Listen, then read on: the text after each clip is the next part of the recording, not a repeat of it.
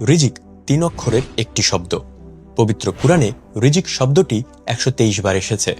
প্রায় প্রতিবারই উল্লেখ আছে রিজিক একমাত্র আল্লাহর পক্ষ থেকেই আসে। সূরা আল বাকারার 212 নম্বর আয়াতে আল্লাহ তাআলা বলেন, আল্লাহ যাকে ইচ্ছা সীমাহীন রিজিক দেন। সমস্যা হলো আমরা রিজিকের আসল অর্থটাই বুঝতে পারি না। রিজিকের মানেটা কিন্তু অনেক ব্যাপক, অনেক গভীর। রিজিকের সর্বনিম্ন স্তর হচ্ছে টাকা, পয়সা, অর্থ এবং সম্পদ। এর সর্বোচ্চ স্তর হচ্ছে শারীরিক এবং মানসিক সুস্থতা। সর্বোত্তম স্তর হচ্ছে পুণ্যবান স্ত্রী এবং পরিশুদ্ধ নেক সন্তান। এবং রিজিকের পরিপূর্ণ স্তর হচ্ছে মহান আল্লাহ তাআলার সন্তুষ্টি।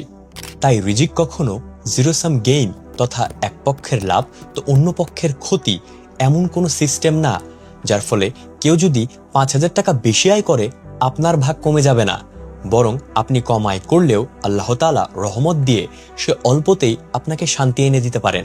আরবি ভাষায় এ অবস্থাকে বলা হয় হিকমা, যার অর্থ প্রজ্ঞা। অর্থাৎ কোনো ব্যক্তি যদি সর্ব অবস্থায় সন্তুষ্ট থাকে, শান্তিতে থাকে, তার মানে আল্লাহ তাআলা তাকে হিকমা দান করেছেন। সংক্ষেপে হিকমা অর্থ নিজেকে মানিয়ে চলা এবং তাতে সন্তুষ্ট থাকা। আল্লাহ যাকে হিকমা দান করেন তার ভেতর থাকে সাকিনা। আরবি সাকিনা শব্দের অর্থ শান্ত, প্রশান্ত, ধীর, স্থির। ধরুন টেবিল ভর্তি খাবার, অথচ আপনি প্রত্যেকটা খাবারেই দোষ খুঁজে বের করছেন, পেট ভরে খেতে পারছেন না। কেননা আপনাকে সম্পদ তো দেওয়া হয়েছে, কিন্তু হিকমা দেওয়া হয়নি, যার ফলে আপনার ভেতর কোনো সাকিনা নেই। আবার ধরুন আপনাকে হিকমা দেওয়া হয়েছে, যেজন্য আপনি আলু ভর্তা ডাল দিয়ে পরম প্রশান্তিতে পেট ভরে খেয়ে উঠে বলে উঠবেন আলহামদুলিল্লাহ। সত্যি বলতে আমাদের এই বোঝাপড়ার অভাবেই হিংসা জন্মায়। একজন এগিয়ে গেলে আরেকজনের মন খারাপ হয়ে যায়। অথচ হাদিসে আছে, তোমরা একে অপরের মধ্যে হিংসা করো না। মুসলিম শরীফ হাদিস নম্বর 2563। একজন ভাই চাকরি খুঁজছে, আপনি একটু সহযোগিতা করলে তার রাস্তাটা সহজ হতে পারে।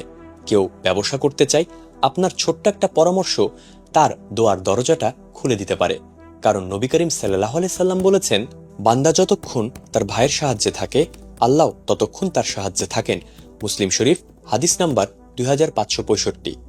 এমনও হতে পারে আপনি যাকে সাহায্য করলেন সে হয়তো ভুলে যাবে, কিন্তু আল্লাহ কখনো ভুলে যান না। আপনি এর প্রতিদান আখিরাতে তো পাবেনই, কিন্তু এই পৃথিবীতেই কোনো না কোনো ভাবে আল্লাহ তাআলা তার 10 গুণ আপনাকে নিশ্চয়ই ফিরিয়ে দেবেন।